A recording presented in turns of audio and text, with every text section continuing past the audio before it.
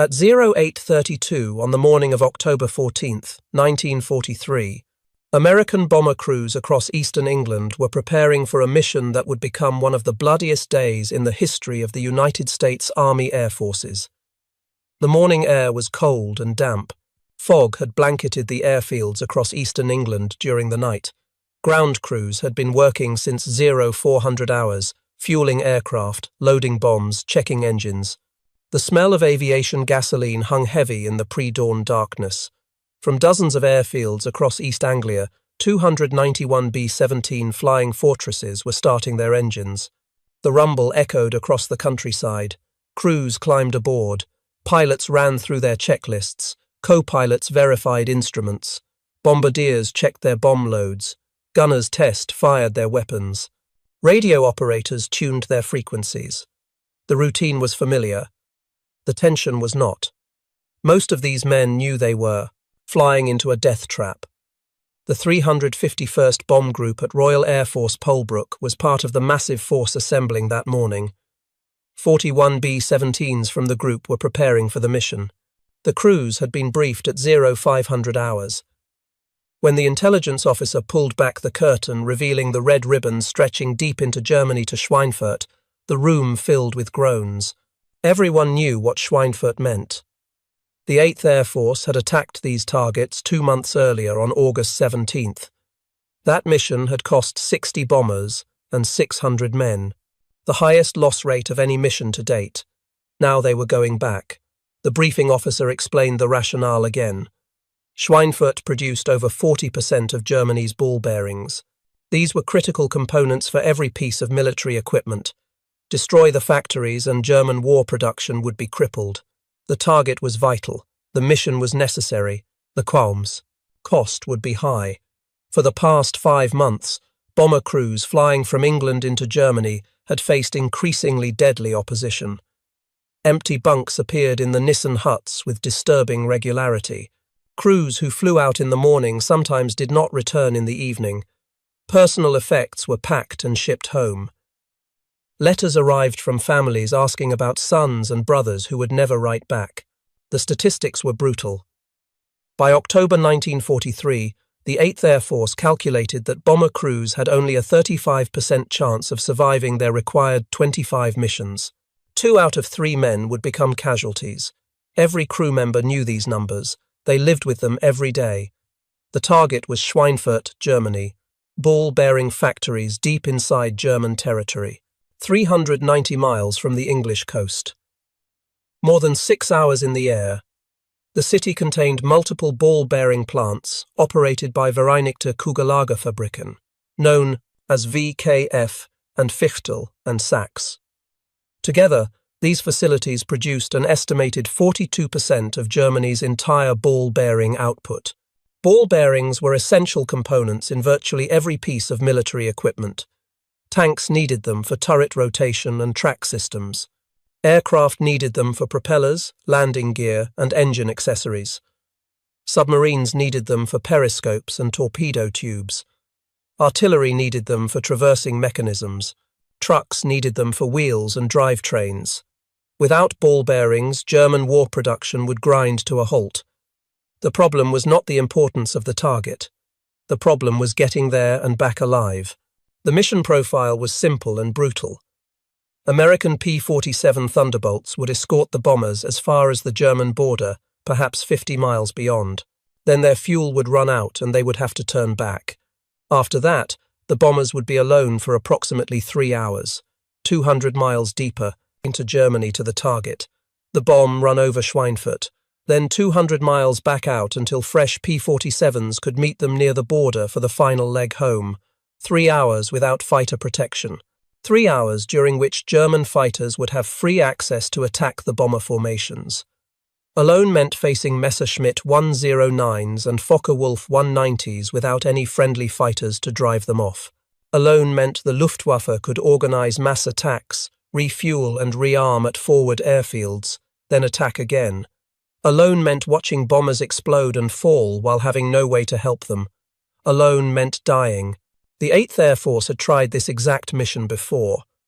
On August 17th, 1943, exactly 2 months earlier, they launched what was called the Double Strike mission. The plan looked brilliant on paper. Hit 2 critical targets simultaneously to split German fighter defenses. 376 B-17s would take Tarsem off. 146 bombers from the 3rd Bombardment Division under Colonel Curtis LeMay would strike the Messerschmitt factory at Regensburg, then continue south to land at bases in North Africa. This would be the first American shuttle bombing mission. 230 bombers from the 1st Bombardment Division under Brigadier General Robert Williams would hit the ball-bearing factories at Schweinfurt and return to England. The theory was sound. If both forces crossed into German airspace nearly simultaneously, the Luftwaffe would have to divide its fighters. Neither target would face the full weight of German air defenses, but the mission failed from the start. Dense fog blanketed the airfields where the Schweinfurt force was stationed. Visibility dropped to less than a quarter mile.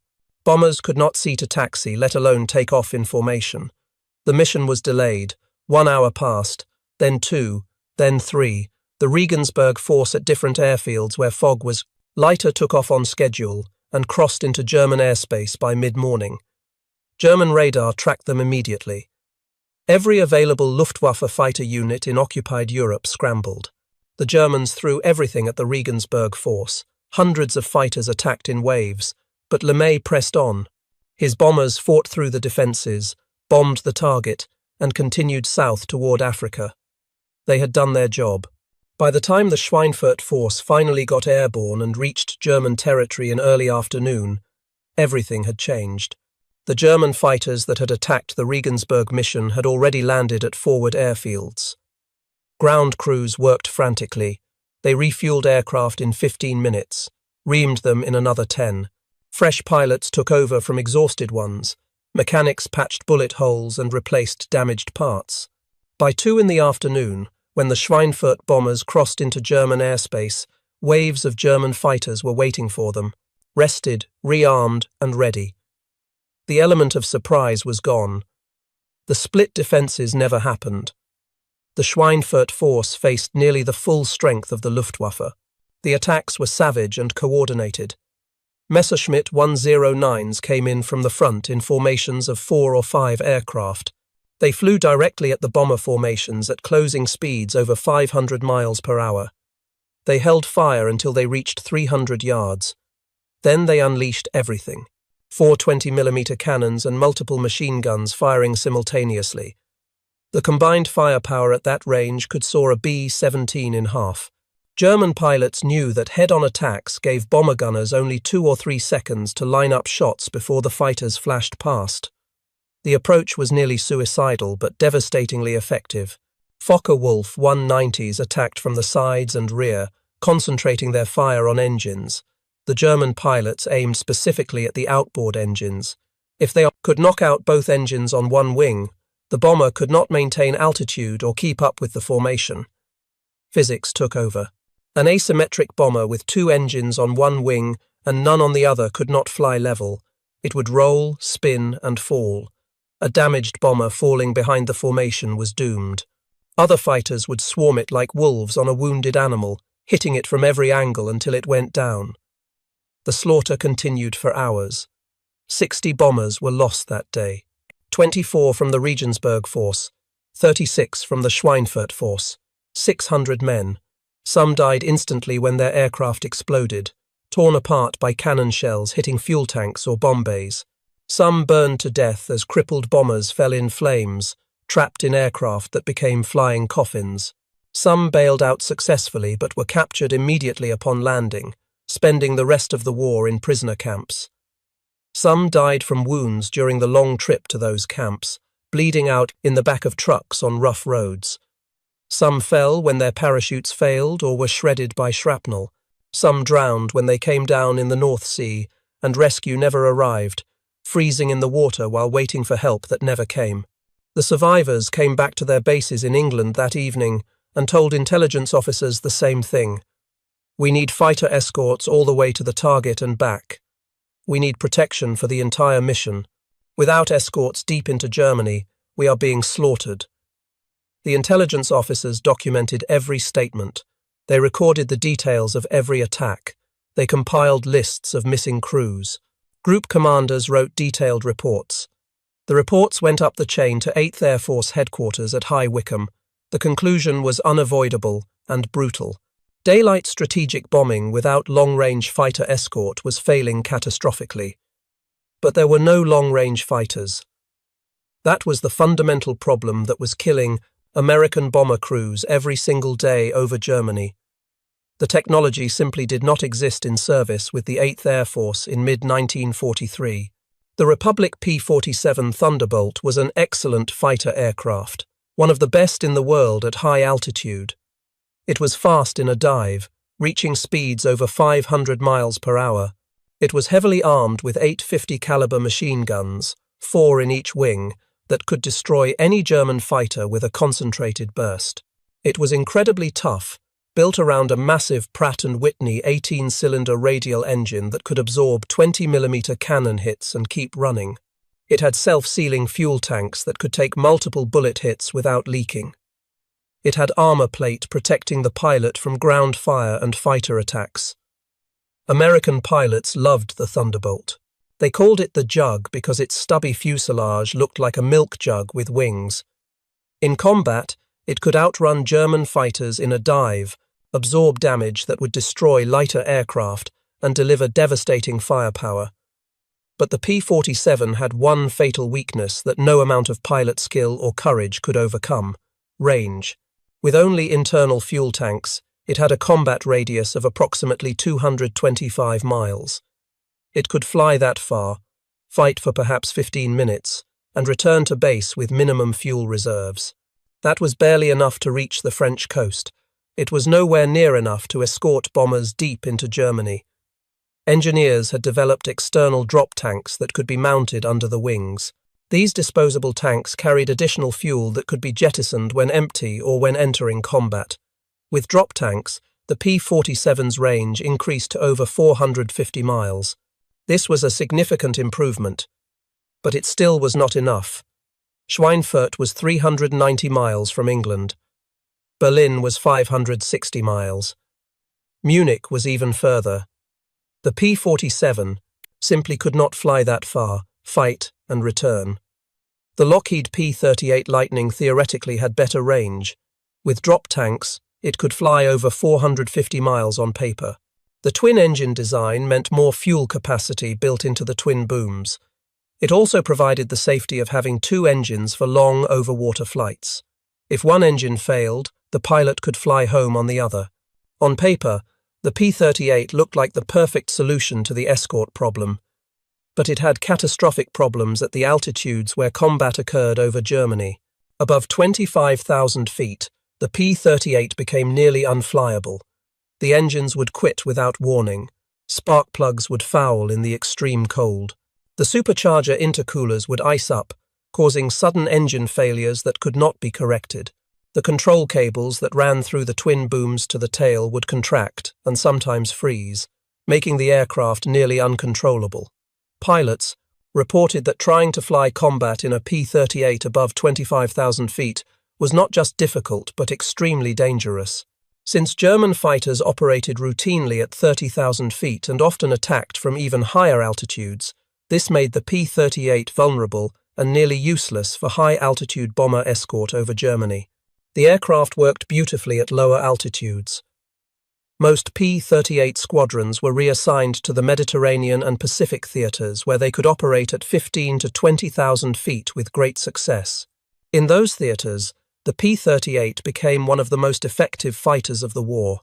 The British Royal Air Force had tried daylight bombing early in the war and learned through bitter experience that unescorted bombers suffered catastrophic losses. German fighters tore them apart. The RAF switched to night bombing by 1941. Darkness provided protection that fighters could not. The Americans, however, believed they had developed a solution to the daylight bombing problem. Their doctrine said that heavily armed bombers flying in tight combat box formations could defend themselves through massed defensive firepower. Each B-17 Flying Fortress had 13 50 caliber Browning machine guns, 2 in the chin turret under the nose, 2 in the powered dorsal turret on top of the fuselage, 2 in the ball turret underneath, 2 in the tail turret, 1 flexible gun in the radio room position, 2 guns at the waist positions on each side of the fuselage, 2 guns in the nose, operated by the bombardier and navigator. That was formidable firepower. 13 guns per aircraft, each capable of firing 800 rounds per minute. That was 10,400 rounds per minute from a single bomber. A standard combat box formation consisted of 18 bombers arranged in staggered layers. High squadron flying above, lead squadron in the middle, low squadron below. 6 aircraft, in each squadron, positioned so their defensive fields of fire overlapped. The theory was mathematically elegant. A German fighter attacking this formation would face fire from multiple bombers simultaneously. 18 bombers meant 234 guns total. The combined firepower should be sufficient to drive off or destroy any attacking fighters. American planners ran the calculations and concluded that the self-defending bomber formation was viable. The B-17 could fight its way to any target in Germany and fight its way back. The reality over Germany in 1943 proved this doctrine catastrophically and bloodily wrong. German fighter pilots were experienced, well-trained, and innovative. They had been fighting continuously since 1939, 4 years of constant combat. They had learned from fighting the Royal Air Force in the Battle of Britain. They had learned from fighting on the Eastern Front against the Soviets. They had studied American tactics and formations. They knew exactly how to attack B-17 formations to minimize their exposure to defensive fire while maximizing damage to the bombers.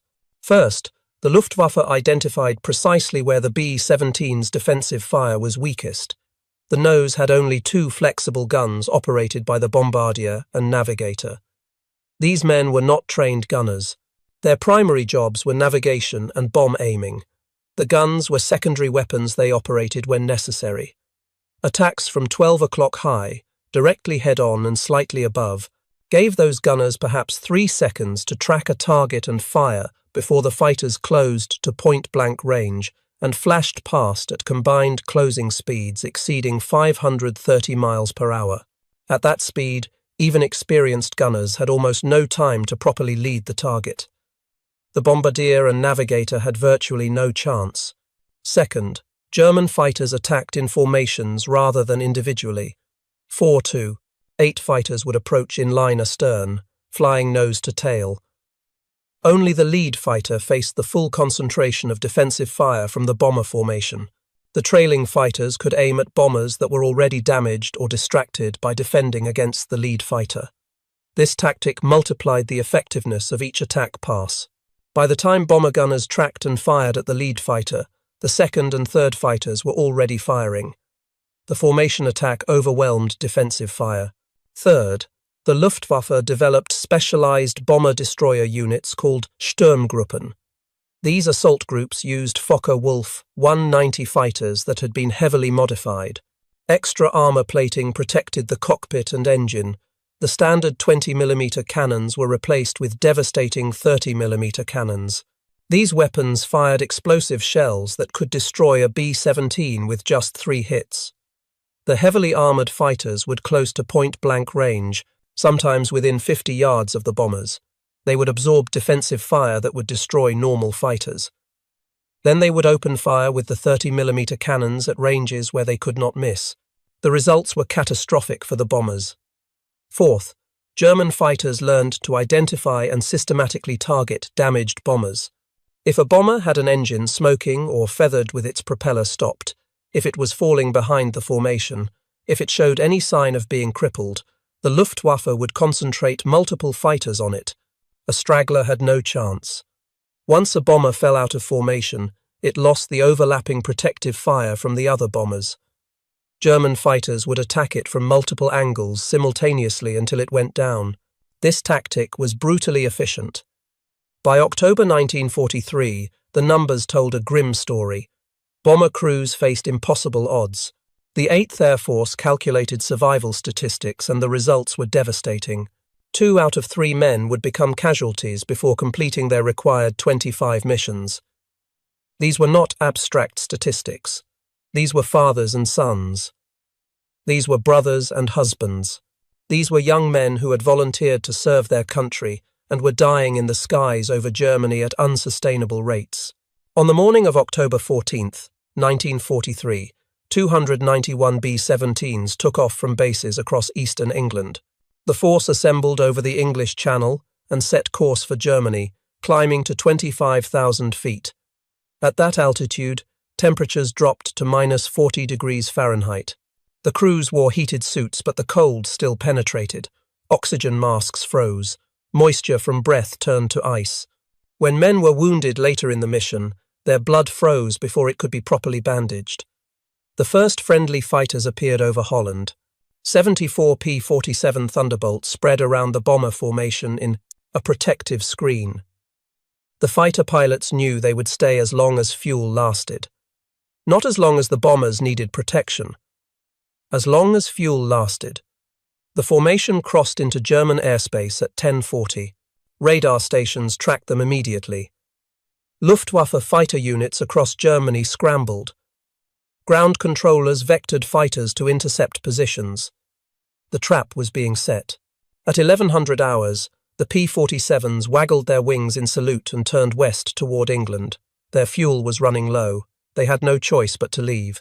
Within minutes, they were gone. The bombers were alone, deep in German airspace, defenseless except for their own guns.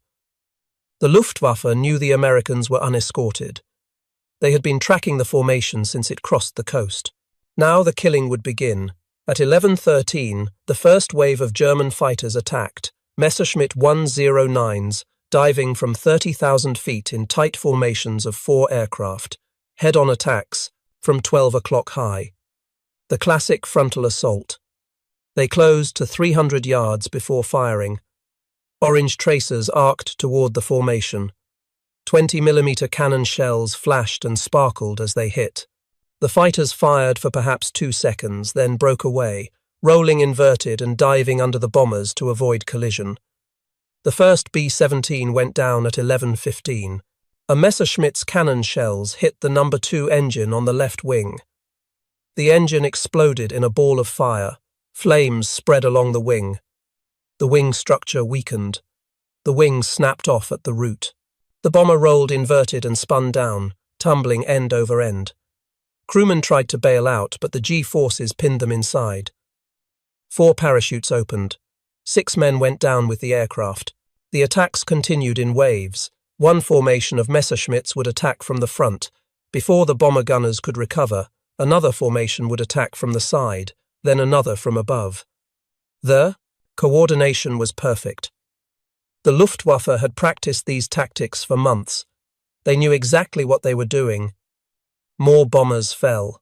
Some exploded instantly when cannon shells hit bomb bays filled with high explosives. Some caught fire and slowly fell from formation, leaving trails of black smoke.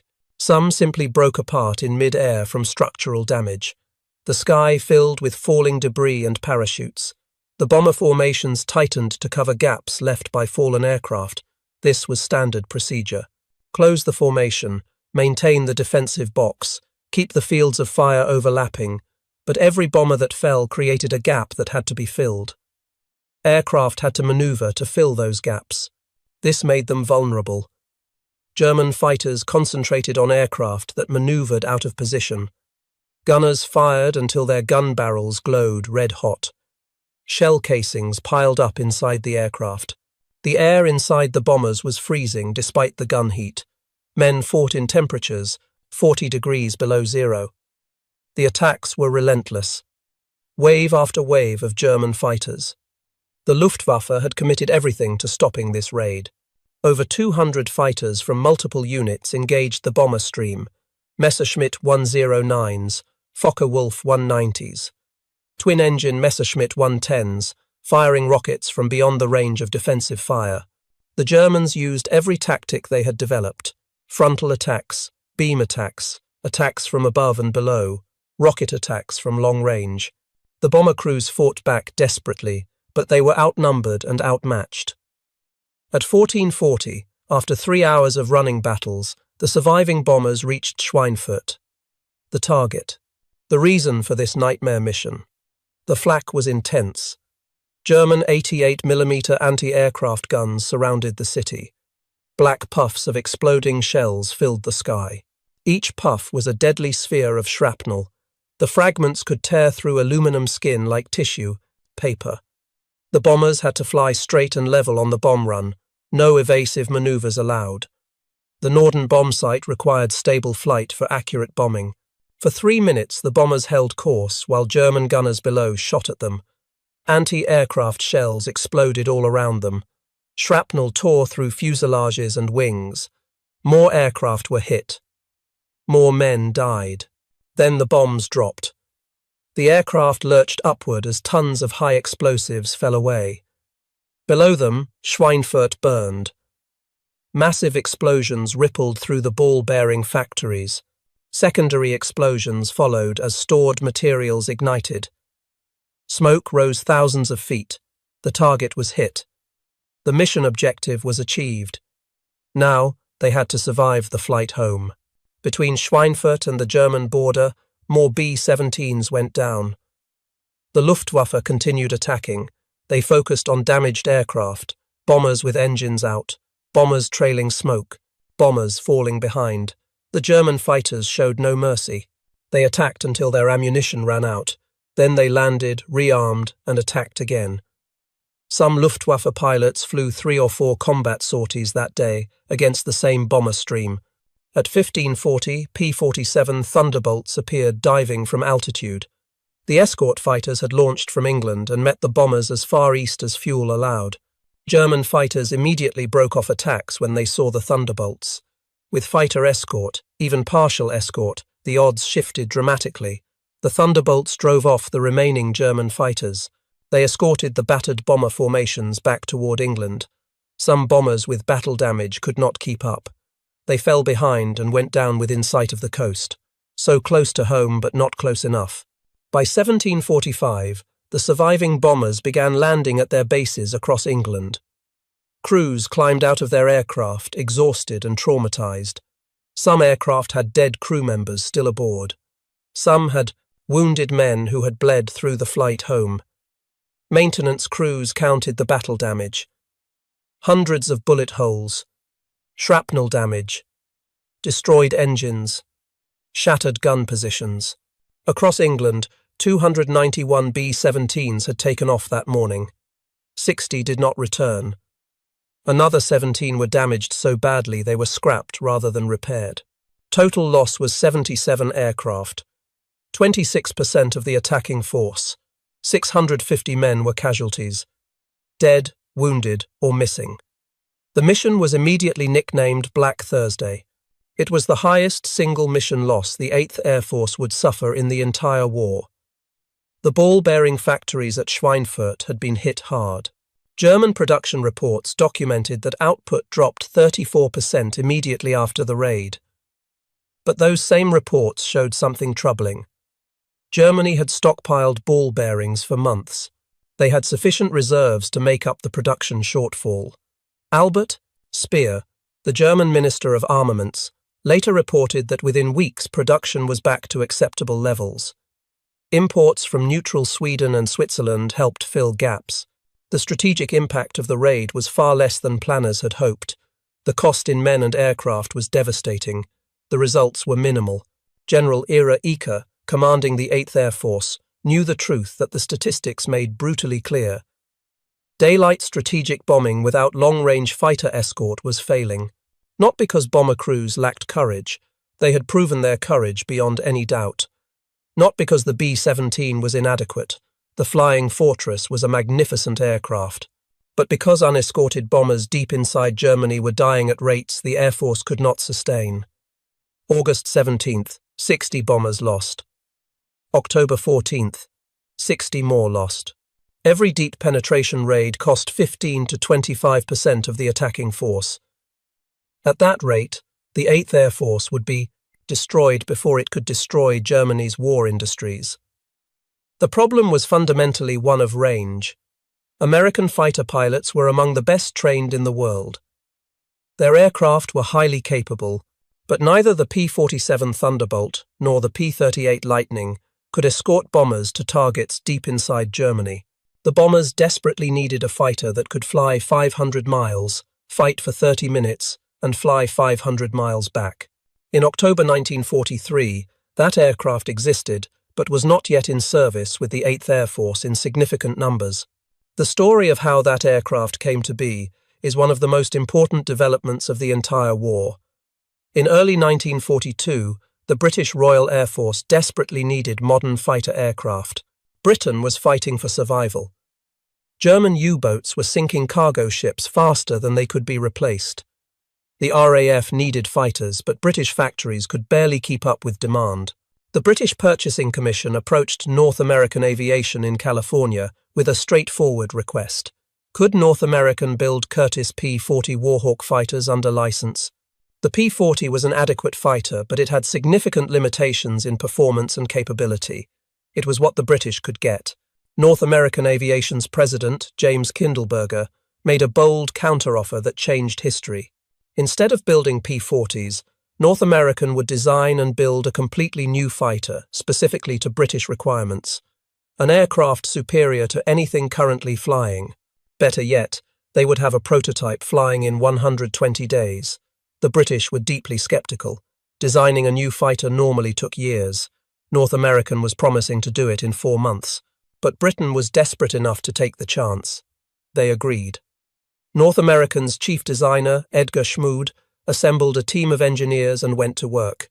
Schmood was a German immigrant who had come to America via Brazil. He understood aerodynamics at a fundamental level. He had studied wing designs for years. He designed the new fighter around a revolutionary laminar flow wing that reduced drag significantly compared to conventional wings. The wing was thicker in the middle and thinner at the edges. Air flowed over it with minimal turbulence. This reduced drag and increased speed. He positioned the radiator under the fuselage in a carefully designed scoop. Hot air from the radiator actually accelerated through the scoop, creating thrust rather than drag. Every detail was optimized. The prototype rolled out in 102 days. Just over 3 months from contract signing to completed aircraft. It flew on October 26, 1940. The flight test results exceeded every performance specification the British had requested. The new fighter was faster than expected. It was more maneuverable than expected. It had longer range than fighter expected. North American had delivered exactly what they promised. But there was one critical problem that threatened to make the new fighter useless for the one mission that mattered most. The prototype used an Allison V1710 inline engine. The Allison was a good engine at low altitude. It produced over 1,000 horsepower at sea level, but above 15,000 feet, its performance dropped dramatically. The single-stage supercharger could not maintain power at altitude. At 25,000 feet, where bomber escort combat occurred over Germany, the new fighter was dangerously underpowered. It could not compete with German fighters at that altitude. It could not protect bombers. The Royal Air Force accepted delivery of the new fighter anyway. They used it for low-altitude reconnaissance missions and ground attack. The fighter performed excellently in those roles. It was fast. It was maneuverable. It had long range.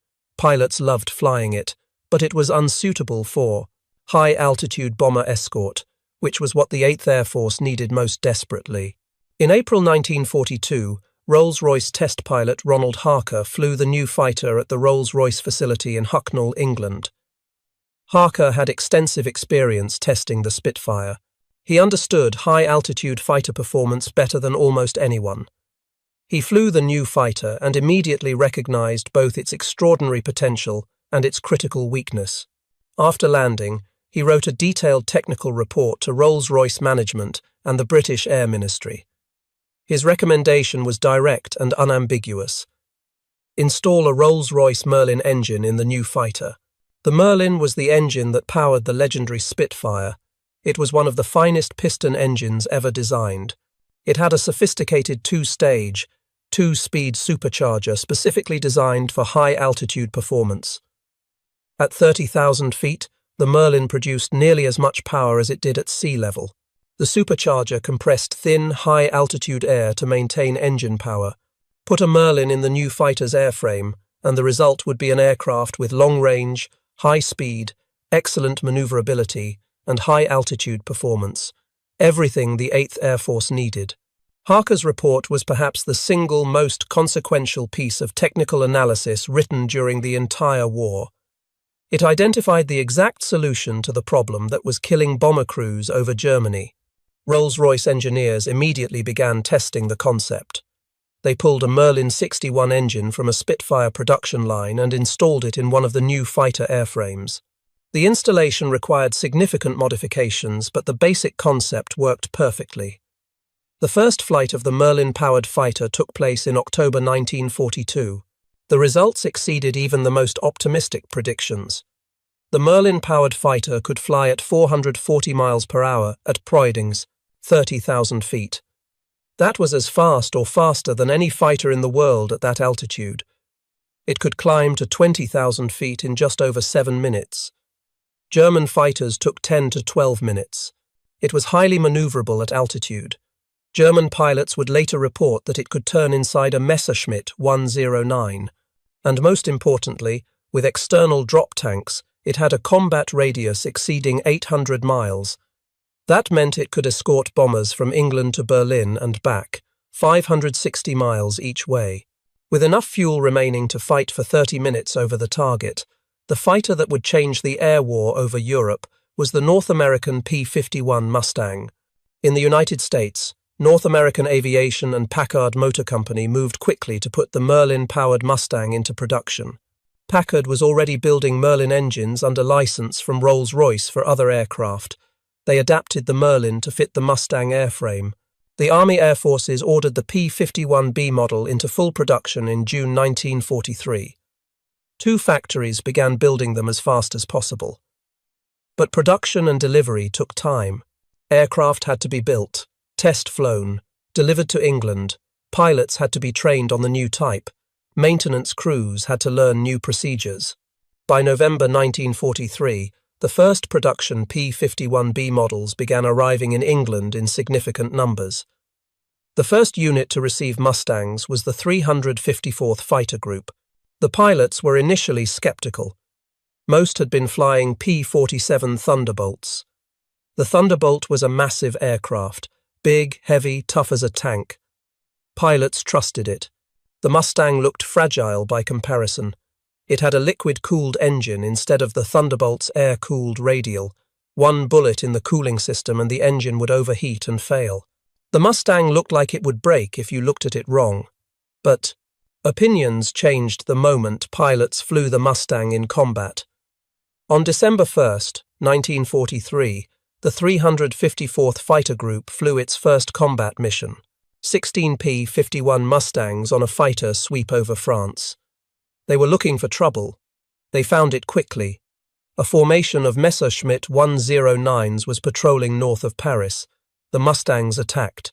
Within 10 minutes, 3 German fighters were shot down. No Mustangs were lost. The German pilots tried every tactic they knew. They tried to turn with the Mustangs. The Mustangs turned inside them. They tried to climb away. The Mustangs climbed faster. They tried to dive away at maximum speed. The Mustangs followed them down and stayed with them. The German pilots could not escape. They could not fight effectively. They could only die or run. On December 5th, the 354th flew its first bomber escort mission. 60 B-17 Flying Fortresses were attacking the port of Paix, Emden, on the German coast. The Mustangs escorted them for the entire mission. 280 miles to the target. 280 miles back. When German fighters tried to attack the bombers, the Mustangs drove them off. The few German fighters that pressed attacks were shot down. Not a single bomber was lost to enemy fighters. The bomber crews could not believe it. For the first time, they had fighters that stayed with them for the entire mission. Word spread through the 8th Air Force like wildfire. There was a new fighter. It could go anywhere the bombers went. It could beat German fighters in any type of combat. Bomber crews began specifically requesting Mustang escort for missions. Fighter pilots wanted to transition to Mustangs. The demand was overwhelming. By January 1944, more P-51 groups were arriving in England. Production had ramped up dramatically. Factories were building Mustangs as fast as physically possible. Fighter group after fighter group converted from P-47s and P-38s to Mustangs. By spring 1944, 14 of the 15 fighter groups in the 8th Air Force flew P-51 Mustangs. The transformation was nearly complete. The arrival of the P-51 Mustang fundamentally changed everything about the air war over Europe. On March 4, 1944, the 8th Air Force launched its first major raid on Berlin, the German capital, the heart of the Nazi regime. 730 heavy bombers, escorted by 800 fighters. Most of the fighters were P-51 Mustangs. This mission had been impossible just 3 months earlier. Berlin was 560 miles from England. No fighter could escort bombers that far and back. Now they could. The Mustangs escorted the bombers all the way to Berlin. They stayed over the target while the bombers made their runs. Then they escorted them all the way home. When German fighters attacked, which they did desperately, the Mustangs shot down 69 of them. The 8th Air Force lost 37 bombers. That was still heavy, but it was approximately half the loss rate of unescorted missions to similar targets. The difference was dramatic and undeniable. In January 1944, Lieutenant General James Doolittle took command of the 8th Air Force on January 6th. Doolittle replaced General Ira Eaker as part of a command reorganization. Doolittle was a legendary pilot and a brilliant tactical thinker. He made one critical change to fighter doctrine that transformed how the air war would be fought. Previously, American fighters stayed close to the bomber formations in tight defensive escorts. Their primary mission was to protect the bombers from immediate attacks. If German fighters attacked and then dove away, the American fighters had to stay with the bombers. They could not pursue. Doolittle changed that completely. Under his new directive, American fighters were free to pursue German fighters anywhere. Aggressively, relentlessly. If a Messerschmitt attacked a bomber formation and then dove away, Mustang pilots would chase it all the way to the ground. If German fighters tried to land at their bases to refuel and rearm, Mustangs would strafe them on their landing approaches. If German fighters were spotted on the ground, Mustangs would attack them there. The mission was no longer defensive protection. The mission was offensive air superiority. Find the Luftwaffe.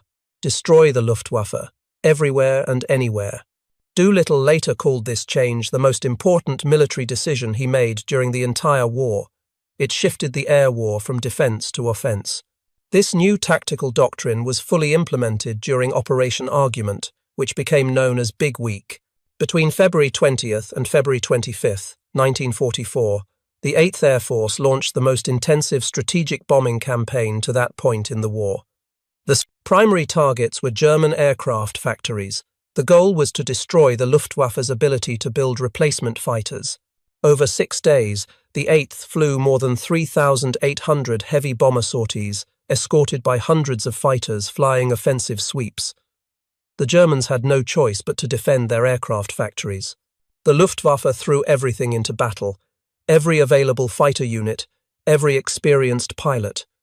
They fought desperately because they knew what was at stake. But the situation had changed fundamentally.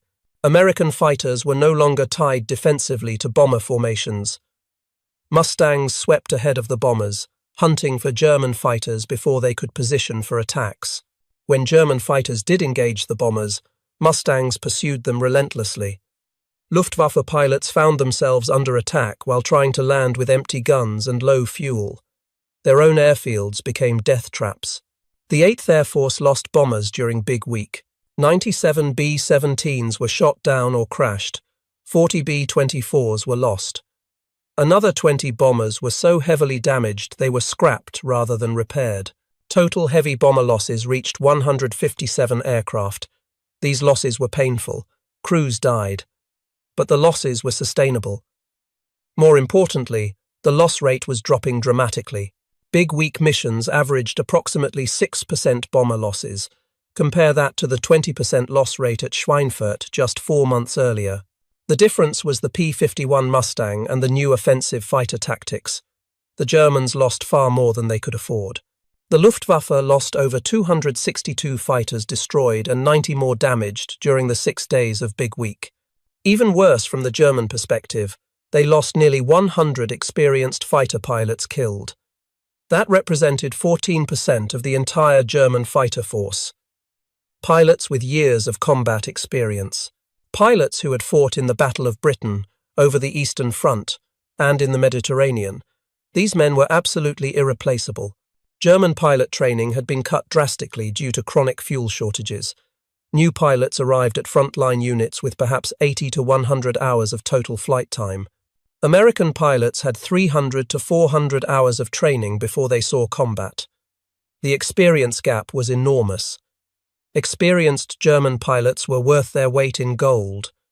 They could teach new pilots. They could lead formations. They could make tactical decisions in the chaos of combat. The Luftwaffe was losing these irreplaceable veterans faster than they could possibly be replaced. The best pilots Germany had were dying in the skies over their own country. The psychological impact on surviving Luftwaffe pilots was severe and deepening.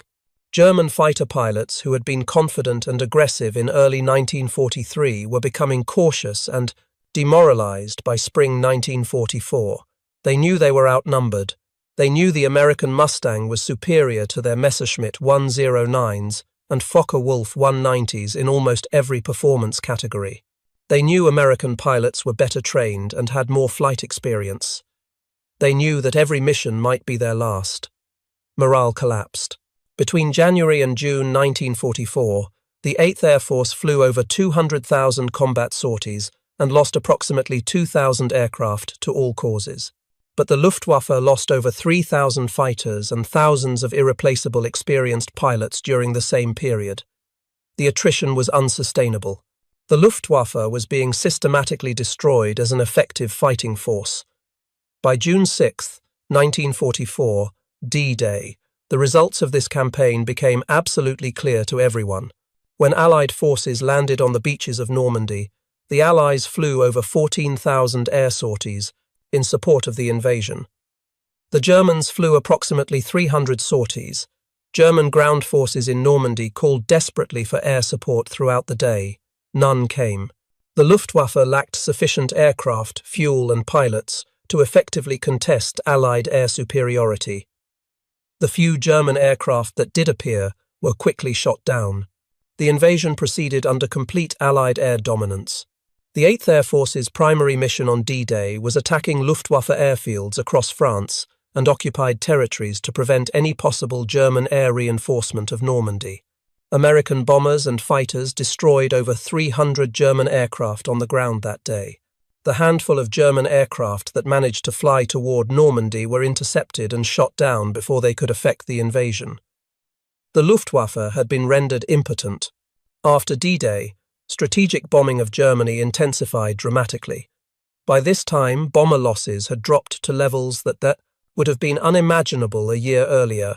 Missions that routinely cost 30 or 40 bombers in 1943 now cost 3 or 4. The P-51 Mustang made that difference. Long-range fighter escort meant bomber crews had realistic chances of survival. By February 1945, the 8th Air Force was launching massive raids with over 1,000 heavy bombers escorted by 500 Mustang fighters. The Germans could do almost nothing to stop these raids. The Luftwaffe threw its few remaining jet fighters into combat. The Messerschmitt Me 262 jet was genuinely fast and heavily armed with 4 30mm cannons, but too few jets were produced too late to change anything. Mustang pilots learned to attack Me 262s during their vulnerable takeoff and landing phases when the jets were slow and could not use their speed advantage. Most German jets were destroyed on the ground by strafing attacks before they ever flew combat missions. By May 8, 1945, when Germany finally surrendered unconditionally, the 8th Air Force had accomplished every mission objective assigned to it. They had destroyed the Luftwaffe as an effective military force. They had achieved complete and total air superiority over Germany. They had dropped over 670,000 tons of bombs on German industrial and military targets. They had destroyed oil refineries and synthetic fuel plants, reducing German fuel production to nearly zero. They had shattered transportation networks, making it nearly impossible for Germany to move troops and supplies. They had made the D-Day invasion of Europe possible by achieving air superiority. They had helped win the war, but the cost must never be forgotten or minimized. The 8th Air Force suffered over 26,000 men killed in action. That was more than the entire United States Marine Corps lost in the entire war across all theaters. Another 28,000 American airmen became prisoners of war. Over 4,700 heavy bombers were lost in combat. Thousands more were damaged. These were not just statistics. These were sons and brothers and husbands and fathers. These were young men who volunteered to serve their country and paid the ultimate price. None of this would have been possible without long-range fighter escort. None of it would have been possible without the P-51 Mustang. That single aircraft changed the strategic situation fundamentally and irreversibly. The P-51 Mustang became the highest-scoring American fighter aircraft of the European War. Mustang pilots destroyed 4,950 enemy aircraft between late 1943 and May 1945. That total includes both aerial combat victories and aircraft destroyed on the ground during strafing attacks. The Mustang flew more combat sorties than any other American fighter in the European theater. It escorted bombers to every major target in Germany. It flew deep penetration missions to Poland, Czechoslovakia, and Austria. It flew complex shuttle missions where bombers and fighters departed England, bombed targets in eastern Germany, flew to bases in the Soviet Union, then bombed different targets on the return flight days later. The men who made the Mustang possible worked largely in obscurity and received little public recognition. Edgar Schmood designed one of the greatest fighter aircraft ever built. His innovative laminar flow wing and careful attention to aerodynamic efficiency created an aircraft that was both fast and long-ranged. James Kindleberger made the bold decision to propose building an entirely new fighter design instead of simply manufacturing existing P-40 Warhawks under license. That decision brought the Mustang into existence. Ronald Harker wrote the technical report recommending installation of the Merlin engine that transformed the Mustang from a capable, low-altitude fighter into a war-winning, high-altitude escort fighter. These men and many others changed the course of the air war over Europe through technical innovation and bold decision-making. But the bomber crews knew. Every man who flew deep penetration missions over Germany in 1944 and 1945 knew exactly what the Mustang represented. It meant they had a realistic chance to complete their required tour of missions and go home alive to their families. Before the Mustang arrived in significant numbers, bomber crew survival was statistically improbable. After the Mustang became the primary escort fighter, survival became not just possible but likely. That difference represented thousands of lives saved, thousands of men who came home to their families instead of dying over Germany, thousands of men who lived to raise children and have careers and grow old. The 8th Air Force won the air war over Europe because leaders recognized when existing doctrine was failing catastrophically and had the courage to find better solutions. They identified that unescorted bombers were dying at completely unsustainable rates. They found an aircraft that could escort bombers anywhere in Germany. They changed fighter tactics from defensive protection to offensive air superiority. They produced the Mustang in vast numbers. They trained pilots effectively. They used overwhelming force to achieve total air superiority over the most heavily defended airspace in the world. By May 1945, the Luftwaffe was completely finished as an effective military force. The 8th Air Force had accomplished its strategic mission. Air superiority over Germany had been achieved. The D-Day invasion had been made possible. German industrial capacity and transportation infrastructure had been systematically destroyed. The mission was complete, done at tremendous cost in lives and aircraft. But done. These stories matter. These men mattered. Thank you for listening.